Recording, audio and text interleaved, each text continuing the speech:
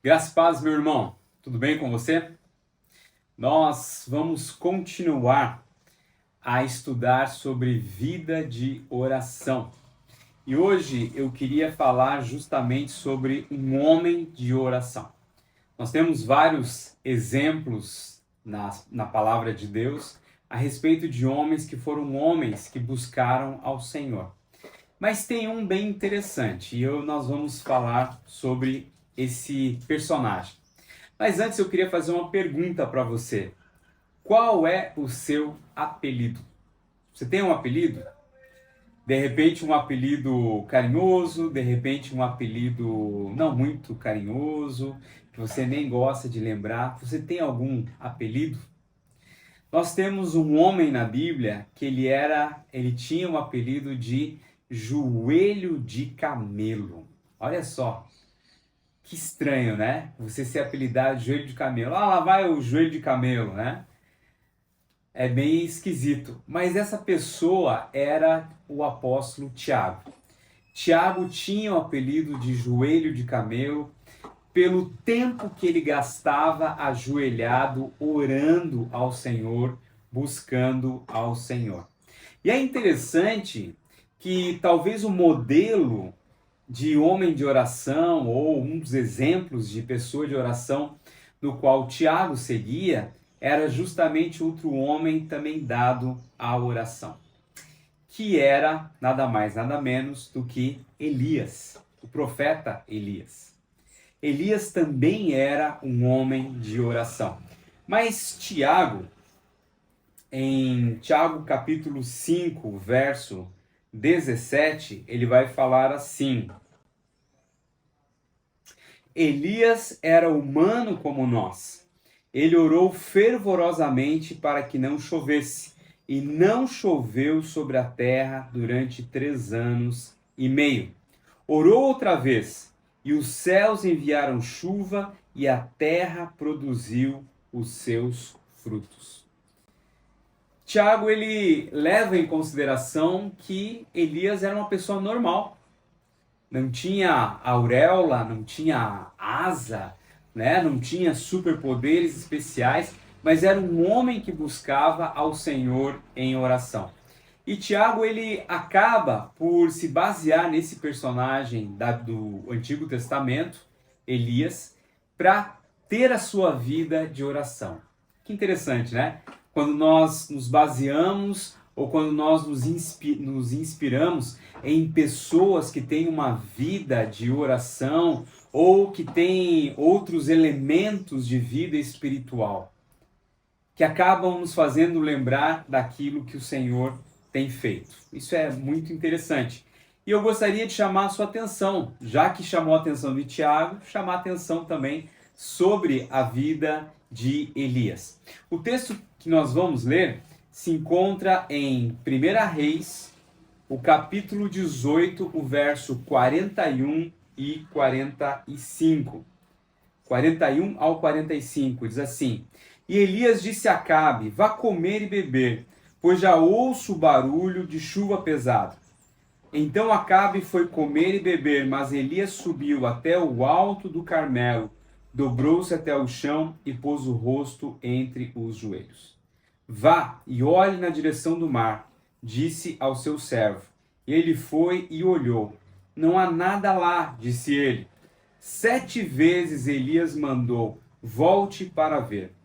Na 7ª vez o servo disse: Uma nuvem tão pequena quanto a mão de um homem está se levantando do mar. Então Elias disse: Vá dizer a Acabe: Prepare o seu carro e desça antes que a chuva o impeça. Enquanto isso, nuvens escuras apareceram no céu. Começou a ventar e a chover forte, e Acabe partiu de carro para Jezreel. O poder do Senhor veio sobre Elias, e ele, prendendo a capa com um cinto, correu à frente de Acabe por todo o caminho até Jezreel. Nós vemos aqui um relato sobre Elias e sobre essa questão de Elias buscar ao Senhor. Mas eu queria orar antes com você para nós continuarmos a estudar mais sobre esse homem de Deus. Vamos orar. Pai, nós queremos chegar à Tua presença e pedir em nome de Jesus que o Senhor esteja nos ensinando, abrindo o nosso coração, a nossa mente, sobre esta palavra, ó Pai, que foi cumprida, que foi exercida sobre a vida de Elias, e que o Senhor possa nos ajudar a termos uma igreja que ora aqui em Nova Sintra. Que o Senhor possa chamar a nossa atenção, que o Senhor possa tornar o nosso coração sensível a termos uma vida intensa de oração. Em nome de Jesus que nós oramos. Amém. Quando nós analisamos o texto de 1 Reis, o capítulo 18, nós notamos que Elias ele tinha os canais abertos de comunicação com o Senhor. Canais abertos. A palavra diz que nós devemos orar sem cessar. Ele estava em constante oração, buscando ao Senhor, buscando se comunicar com Deus, até mesmo para saber o que fazer, de que forma cumprir a palavra de Deus no seu tempo. Elias orou para que não chovesse, está lá no capítulo 17. Orou para encontrar-se com o rei Acabe, no capítulo 18. Ele orou no Monte Carmelo e também orou para que chovesse. Ele predisse que não choveria e ele orou depois para que chovesse. Nós notamos que orar não é uma questão de nos aproximarmos de Deus, um Deus relutante. Nós ficamos pedindo, nós ficamos orando, nós ficamos implorando, e Deus parece que não quer dar aquilo que nós precisamos. Não vou dar para você não. Não, mas por favor, não vou dar. Não é bem assim não. Mas orar é admitir que nossa dependência dele não é apenas parcial, mas é total. O que Deus quer fazer é trabalhar o nosso coração através da nossa vida de oração. E eu queria ver justamente alguns aspectos da vida de oração de Elias. Em primeiro lugar, nós vamos notar a sinceridade da oração de Elias. No verso 41, diz assim: E Elias disse a Acabe: Vá comer e beber, pois já ouço o barulho de chuva pesada. Vá comer e beber, pois já ouço o barulho de chuva pesada. Quando a gente começa a ler a narrativa, nós começamos a notar que não tinha uma única nuvem de chuva no céu. Não tinha nada, estava limpo. Céu azulzinho, tudo seco. A terra estava precisando de chuva, estava seca. Mas a explicação desse fato é que Elias estava em comunhão contínua e íntima com o Senhor. O Senhor havia prometido chuva, e embora não houvesse uma nuvem no céu, Elias conseguia escutar os ruídos dos trovões. Ele conseguia escutar o barulho da chuva caindo. Ele conseguia escutar o barulho do vento carregando as nuvens. Tudo isso ele ouvia com os ouvidos da fé. Com os ouvidos da fé. Será que nós temos tanta intimidade assim com o Senhor para podermos escutar através da nossa fé aquilo que Ele quer fazer? Você consegue imaginar um céu limpo, um chão seco, mato queimado e alguém dizendo que vai chover? Pessoal, se arruma aí porque vai chover. Você consegue imaginar isso? Pois é. Elias tinha essa condição. Os seus ouvidos da fé estavam conectados, ligados com aquilo que Deus mesmo queria. Eu conheço uma história bem interessante sobre um missionário lá na Turquia. E eu vi esse missionário contando isso, né? Que eles estavam na hora do almoço lá na Turquia, eles estavam comendo e tinha arroz, feijão, tinha bife, tinha batata frita, salada de alface com tomate, uma comida bem brasileira. E eles se reuniram para almoçar e ele pediu que o filho mais novo orasse. Então o filho orou e falou: pai, aqui tem batata, arroz, feijão, é uma comida bem brasileira, Senhor, mas só está faltando uma coisa, está faltando farofa aqui. Em nome de Jesus, amém. Quando falaram amém, todos riram, né?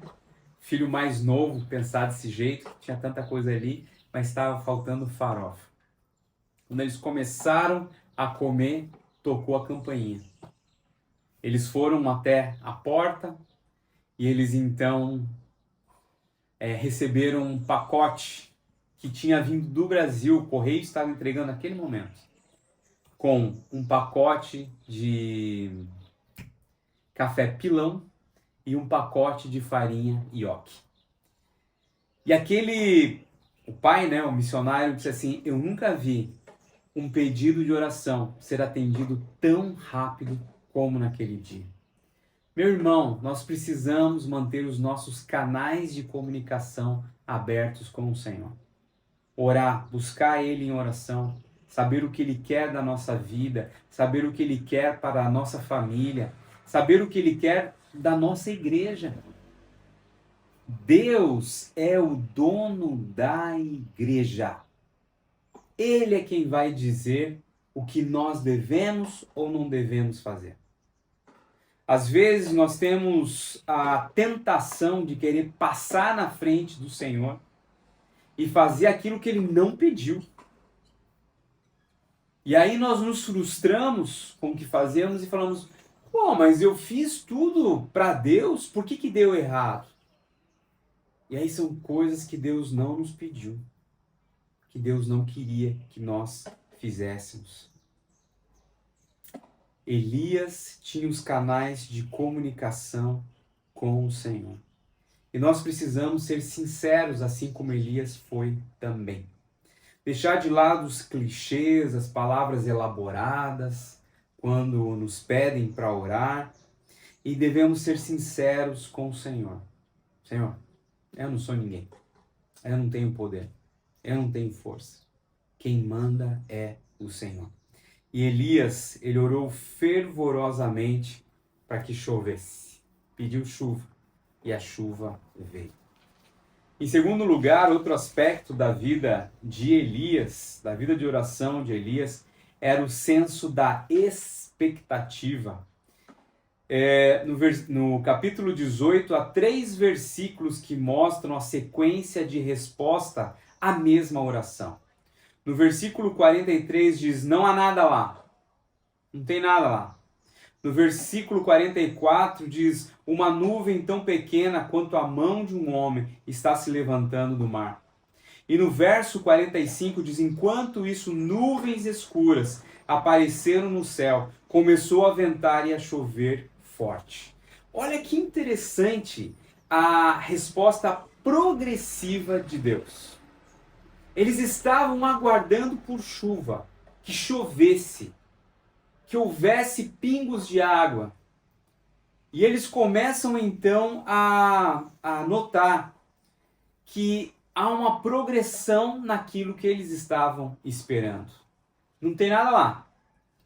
Elias manda o seu servo até o mar, e a gente fica pensando aqui, né, nós que moramos numa região litorânea, eles estavam em cima do monte. O servo teve que descer o monte, ir até perto do mar. Aí, nós que estamos aqui também, né, a nossa igreja está em cima do morro. Você imagina alguém descendo o morro, indo até perto do mar, olhando o que está acontecendo e voltando, e chega e fala: não tem nada lá não. Volta lá agora. E o cara volta de novo, o servo vai até lá. A expectativa, Deus falou que ia mandar chuva. Ele estava ouvindo a chuva chegar. 3 vezes, não há nada lá. Uma nuvem tão pequena quanto a mão de um homem. Enquanto isso, nuvens escuras apareceram. Ele orou e enviou 7 vezes o seu servo subir e descer o monte. Eu sempre penso que para para sermos servos do Senhor, a gente tem que ter um bom preparo físico, porque ele manda 7 vezes o servo descer o morro e até o mar e voltar. Mas, meus irmãos, a maioria de nós já teria desistido muito antes da 7ª vez. Eu descer tudo isso aqui de novo para chegar lá e não ter nada, eu não vou mais. Eu não vou mais. Se quiser vai você, eu não vou mais. Mas não foi assim. Eles estavam na expectativa de que algo acontecesse. Eles não desistiram. Eles estavam aguardando. Em Atos 12, há um texto, uma situação bem interessante. Pedro estava preso e a igreja estava orando por ele. Enquanto a igreja estava orando, Pedro foi solto da prisão de uma forma milagrosa, através de um anjo. Ele sai da prisão e ele vai até a casa aonde a igreja estava orando por ele. E quando ele bate na casa, a moça que atendeu, ela ficou tão impressionada de saber que Pedro estava solto e eles estavam orando por Pedro, que ela sai correndo, não abre a porta e avisa todo mundo: Pedro está aí fora. E a igreja se alegra, vai todo mundo para a porta para abraçar o apóstolo Pedro. Foi isso? Não, não foi. A igreja duvidou. Como assim? Nós estamos aqui orando por Pedro. Como que ele está aí fora? Não teve expectativa. Meu irmão, quando nós oramos pelo Senhor, quando nós oramos para o Senhor, melhor dizendo, quando nós colocamos os nossos pedidos para Ele, nós temos que ter a expectativa de que Ele vai responder. A igreja que estava aguardando Pedro estava orando, mas não tinha expectativa. E quando ele foi solto, não acreditou que ele estava solto, que ele estava à porta batendo. Nós temos que ter expectativa de que Deus vai ouvir e vai responder às nossas orações. Eu lembro também que certa vez o Kalel, era aniversário dele, e ele queria muito um minigame. E ele pediu para comprar aquele minigame, ou ele ganhou dinheiro de alguém deu dinheiro para ele, e ele comprou o minigame, né? O minigame vinha, sei lá, vinha da China, da onde que vinha, mas deram um código de rastreio para ele. E ele ficava todos os dias olhando pelo código aonde estava o minigame. E ele estava naquela expectativa, que horas vai chegar, que momento vai chegar. Ele sabia quando saiu lá, não sei da onde, quando chegou não sei aonde, quando já estava no correio do nosso bairro e no momento que ia chegar na nossa casa. Nós precisamos ter essa expectativa também, de que o Senhor vai responder às nossas orações, em que algum momento nós vamos ter a resposta do Senhor. Eu quero que você lembre que às vezes a resposta do Senhor pode ser sim, pode ser não, ou pode ser espere. Mas com certeza nós temos que ter a expectativa de que Ele vai nos responder. Terceiro lugar, meu irmão. Outra característica da vida de oração de Elias foi o efeito que a oração causou na vida dele. No verso 45 diz assim: enquanto isso, nuvens escuras apareceram no céu, começou a ventar e a chover forte, e Acabe partiu de carro para Jezreel. O poder do Senhor veio sobre Elias, e ele, prendendo a capa com o cinto, correu à frente de Acabe por todo o caminho até Jezreel. O efeito da oração na nossa vida. O efeito da oração na vida de Elias. Houve um efeito primeiro sobre a terra estava sedenta, né, de chuva, precisava ser molhada. E não foi uma chuva passageira, né, uma chuvinha de verão, uma pancadinha, não, foi chuva. A chuva molhou a terra. A terra estava necessitando de chuva forte. E aí nós precisamos entender que nós temos que orar, talvez não só pela natureza em si, mas também pelo nosso país, pela nossa nação, pela situação em que o Brasil se encontra, pela situação em que Santos se encontra. Nós temos que orar pelos nossos governadores, por aqueles homens que têm proeminência em algum cargo político. Nós temos que orar. Nós temos que orar pela nossa sociedade, para que as pessoas conheçam a Jesus, para que Deus abra portas, para que possamos falar do seu amor. Nós precisamos orar. E interessante é que a nossa oração abençoa não somente a nossa vida, mas ela abençoa as pessoas que estão ao nosso redor, como foi o caso de Elias. Orou por chuva, a chuva veio, abençoou a sociedade como um todo. Mas o segundo efeito da oração de Elias é justamente no verso 46. O verso 46 diz que o poder do Senhor veio sobre Elias. E ele então prendeu a capa e correu à frente de Acabe. E isso que Acabe ia com uma carruagem, não ia a pé, andando, caminhando. Não, ele estava equipado. E Elias conseguiu correr à frente por todo o caminho até Jezreel. Meu irmão, nós precisamos desse poder que vem da vida de oração. O efeito sobre Elias ali foi incrível, né? Ele correu por causa do poder de Deus na vida dele. Mas nós precisamos orar pelas nossas vidas de oração. Nós precisamos orar para que Deus traga em nós e por nós avivamento. É algo que nós devemos orar continuamente. Nós devemos orar para que haja um avivamento primeiramente individual.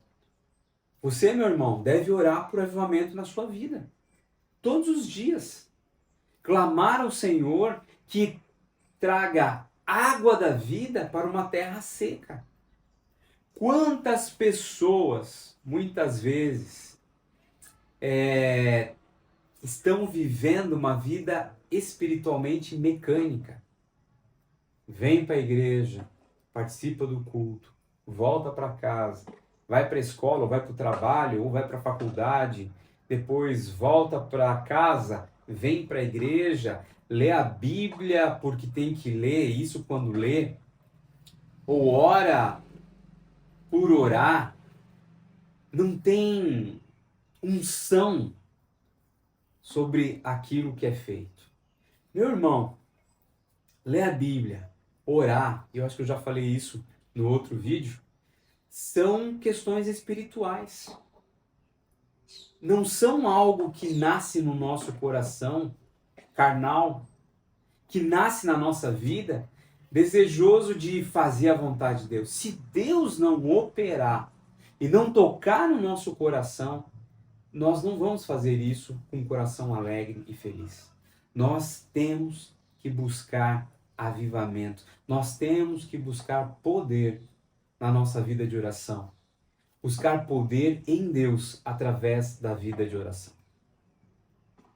Eu sempre gosto de lembrar daquele hino que diz: aviva no Senhor, eis a nossa petição, ateia fogo do alto céu em cada coração. Isso só acontece se nós pedirmos ao Senhor. Orar é uma coisa séria. Orar, por acaso, é um dos setores mais falhos da nossa vida. Se muitas vezes temos dificuldade para conseguir ler a Bíblia, orar muitas vezes também é um caso sério, mas é crucial. Jesus, ele gastava muito tempo orando. E em um daqueles dias em que os discípulos se achegam ao Senhor, eles chegam e perguntam: Senhor, ensina-nos a orar. Eu sempre penso que se eles pediram para que Jesus os ensinasse a orar, é porque eles viam que as atitudes na vida do Senhor Jesus eram resultado de uma vida de oração.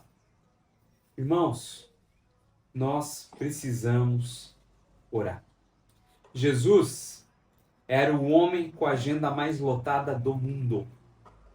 Com certeza não teve ninguém que passou por essa terra com uma agenda mais lotada que do Senhor Jesus.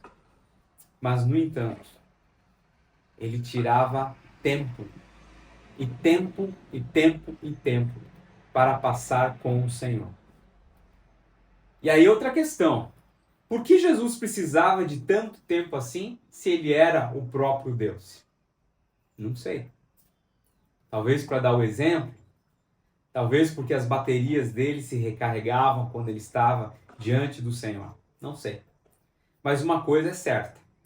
Se Jesus, que era Deus, se Jesus, que era o Filho de Deus, precisava orar tanto, meu irmão, imagina eu e você, o quanto nós não precisamos orar, passar diante de Deus para termos uma vida que faça valer a pena, que esteja conectada com o Senhor, que esteja em contínua comunhão com o Senhor.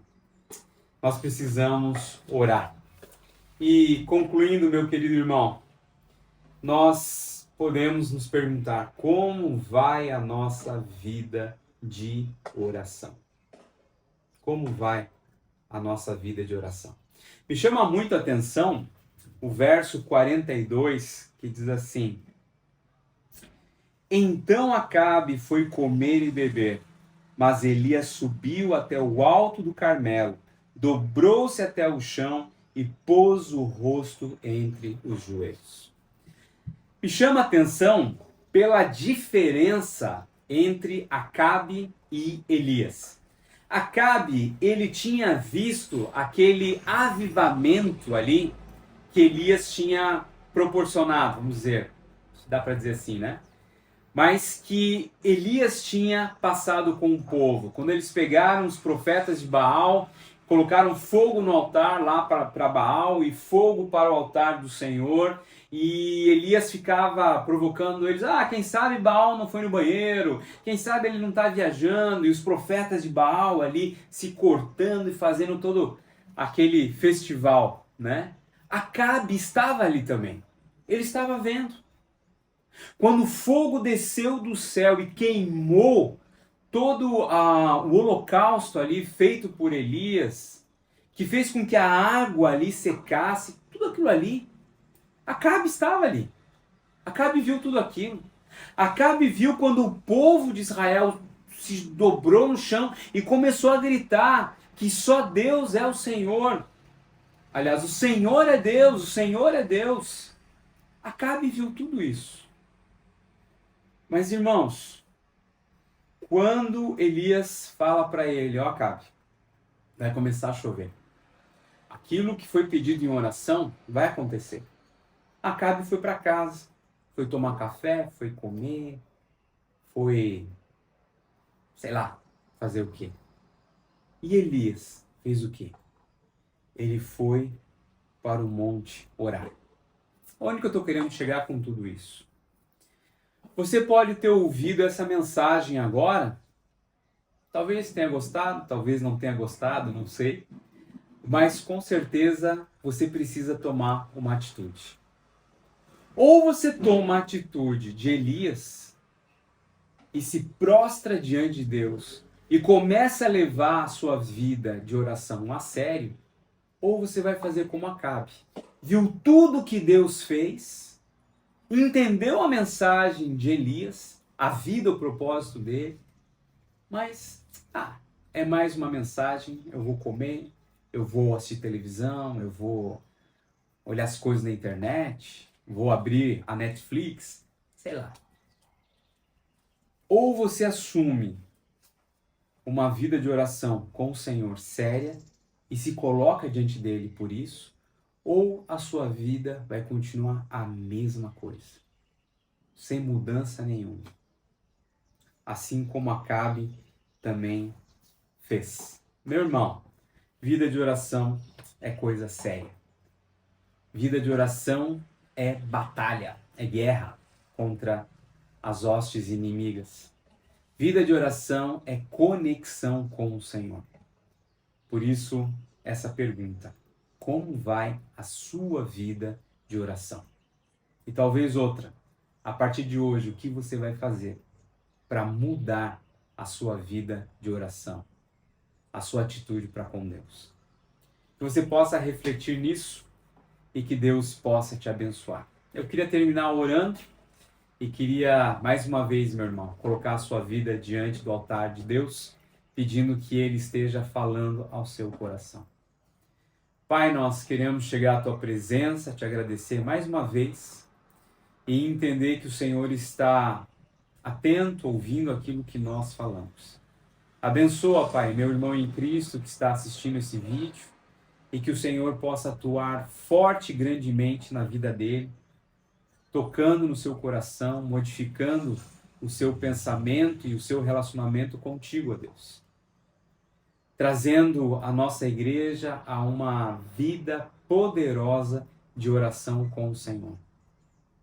Que a partir de hoje nós possamos ser desafiados a levar a nossa vida de oração a sério, de forma mais intensa, de forma mais densa, para que possamos estar conectados contigo.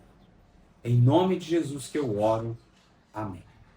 Meu irmão, que Deus te abençoe grandemente. Nos vemos na próxima semana.